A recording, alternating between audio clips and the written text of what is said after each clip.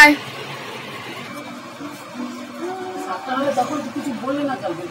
তখন আমার মনে ছিল আমি তো নিজেই বাঁচলাম, তখন বিদেশে ছিলাম।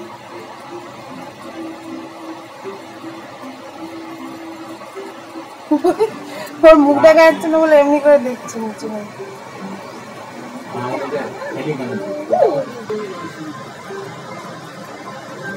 ওইদিকে তাকা বাবা, বাবা এইদিকে তাকা, এই বাবা ওইদিকে তাকা।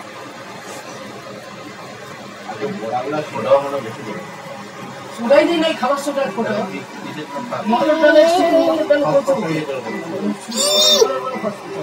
ওইদিকে তাকা। ফটো হচ্ছে হ্যাঁ কোটাল খাবার সোডা দিই মাথায় তেল দেওয়া হয়নি। হ্যালো বন্ধুরা, welcome back to my channel. কেমন আছো তোমরা? আশা করি সবাই খুব ভালো আছো। রিম্পাস ডেইলি ব্লগ চ্যানেলে তোমাদের সবাইকে জানাই অনেক অনেক ওয়েলকাম।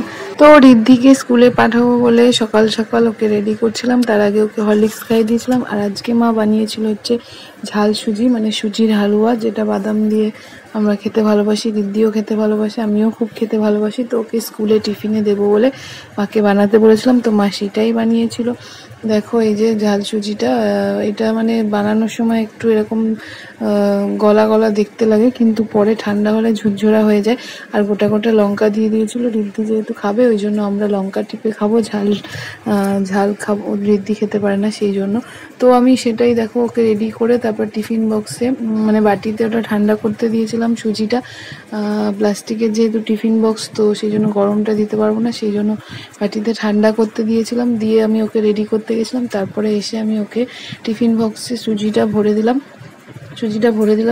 আর ওদিকে বইটই গুছিয়ে দিয়েছিলাম, জল ভরে দিয়েছিলাম। তো ওকে স্কুলে পাঠাবো বলে তারপরে এই দেখো ওর বাবার সঙ্গে স্কুলে চলে গেল।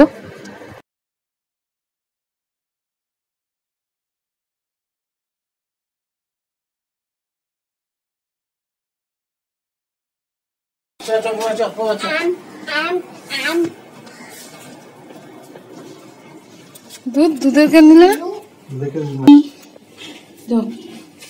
টাটা, সবাইকে গুড মর্নিং বলবে আর টিফিন খাবে ঠিক করে, কারোর বোতলে জল খাবে না, ঠিক আছে? স্কুলে পাঠিয়ে তারপরে আমি বসে ওয়াটার বোতলে জল খাবে। শাক এনেছিল আর হচ্ছে সবজি ছিল, সবজিগুলো সব কাটা বাছা করছিলাম। তো দেখো এখন তো অম্বুবচী চলছে, অম্বুবচীতে শাক খেতে নেই, আমরাও শাক খাই না, কিন্তু আমার মানে শাশুড়ি মা বলতে ভুলে গেছে, তাই জন্য আমার বর নিয়ে চলে এসছে। আমি যেহেতু শাক খেতে খুব ভালোবাসি সেই জন্য, আর এখন আমাকে শাকসবজি ডাক্তার বেশি খেতে বলেছে, সেই জন্য খাওয়ার জন্য শাকটা আনতে বলেছিল, কিন্তু আগে মনে ছিল না, আর আগে আমারও মনে ছিল না।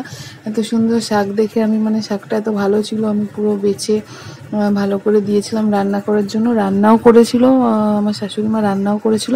কিন্তু খাওয়ার সময় হঠাৎ করে মানে যখন রিদ্ধিকে ভাত দিতে গেছে তখনই মনে পড়েছে যে শাক তো খেতে নেই অম্বুবচীতে, ওই জন্য আর কারোরই শাকটা খাওয়া হয়নি। ওই শাকটা ধরে মানে আমাদের বাড়িতে ছাদে যেহেতু পায়রা আসে, তো ওখানে দিয়ে দিয়েছিলো, পায়রাতেই খেয়ে নিয়েছে শাকটা।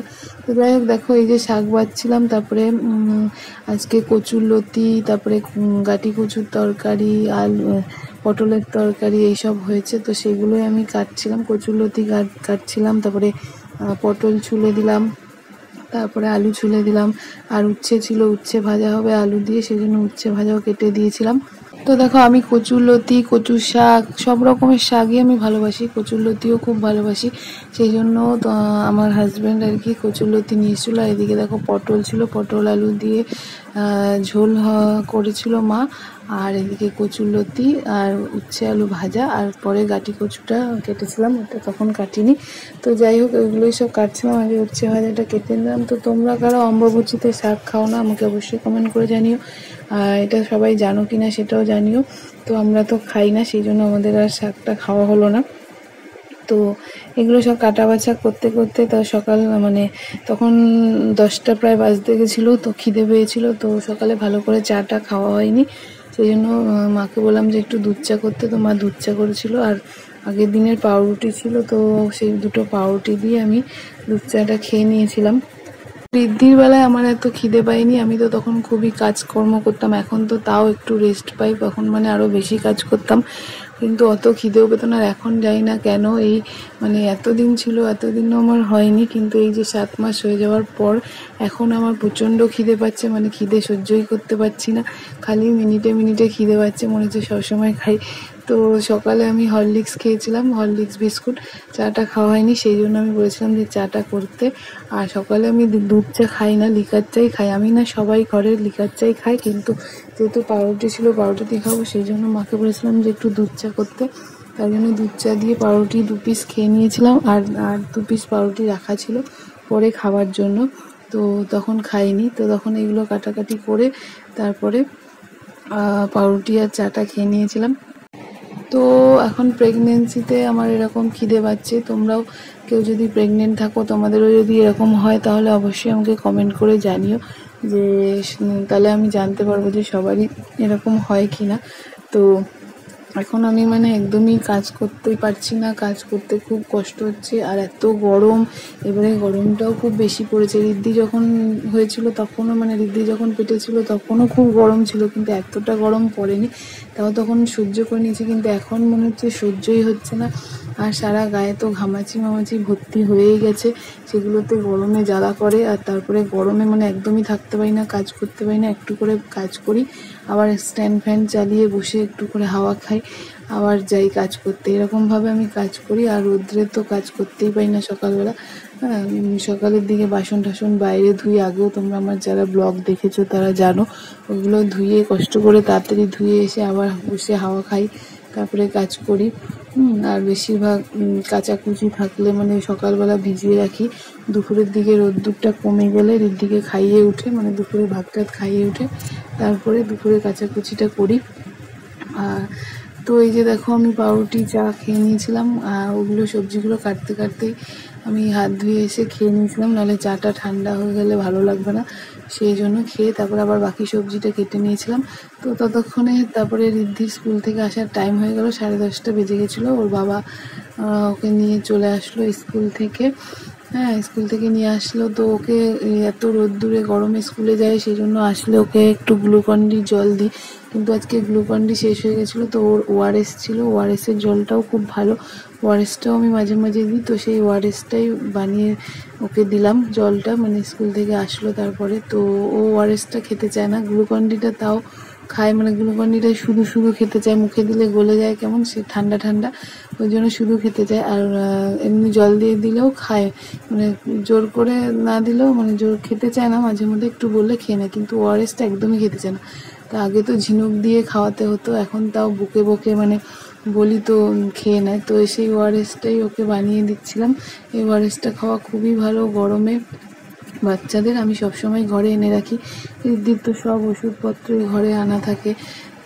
কদিন আগে ও পড়ে গেল খাট থেকে, তখন তো আর্নিকাটা খুঁজেই পাচ্ছিলাম না, অনেক খুঁজে খুঁজে তারপরে আর্নিকাটা নিচের ঘরে ছিল, সেখান থেকে বার করে এনে আর্নিকা খাইয়েছি। সব ওষুধই সঙ্গে রাখতে হয় বাচ্চা থাকলে ঘরে। তো যাই হোক, এই যে ওআরএসের জলটা বানিয়ে তারপরে ওকে দিলাম, ওকে বললাম তুই নিজে নিজে খা। তো দেখো একটু খেতে চাইছে না, কেমনি করছে, যেহেতু আমি বলেছি ফটো তুলবো, মোবাইলটা ধরেছিলাম, সেই জন্য খাচ্ছিল, আবার বলছে খাবো না করছে। তো জোর করে আমি ওকে বকে বকে এটা খাওয়ালাম। এখন তো অম্বাবচী চলছে, তাই সেই জন্য আমার বর পুজো করছে, তোমরা দেখো।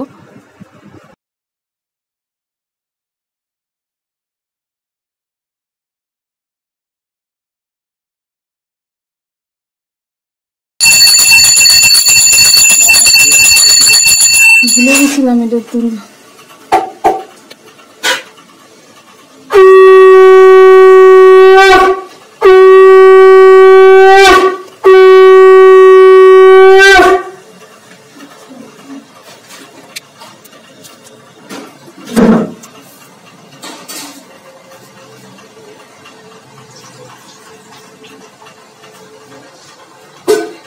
গোটা গোটা আমগুলো দিয়ে দিচ্ছি ওর মধ্যে।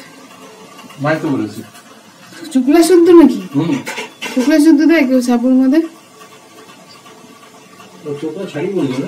কি অবস্থা!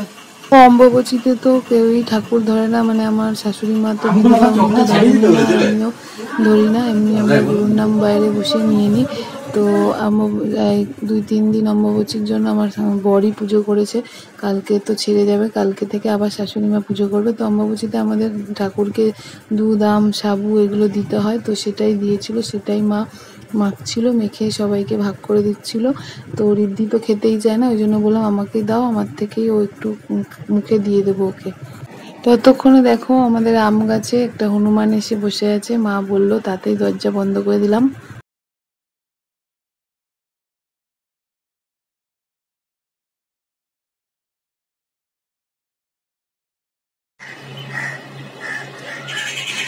ওই দে ওই দে ম্যাঙ্গো খাচ্ছে, ওই দে গাছে উঠেছে। তুই দেখতে পাচ্ছি না ওই দে মাংকি, ওঠ ওঠ আমি দেখাচ্ছি, ওঠ।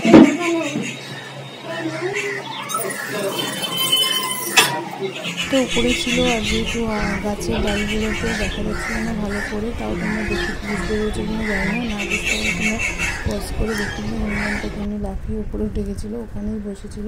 তো তারপরে আমি এই যে 2 পিস পাউরুটি রাখা ছিল, তো সেটাই আমার হাজব্যান্ড চপ এনেছিল, পান্তা ভাত খেয়ে গেছিলো তো চপ দিয়ে, সেই জন্য চপ এনেছিলো, তো চপটা রাখা ছিল, চপ দিয়ে আর সস দিয়ে পাউরুটিটাকে খেয়ে নিলাম।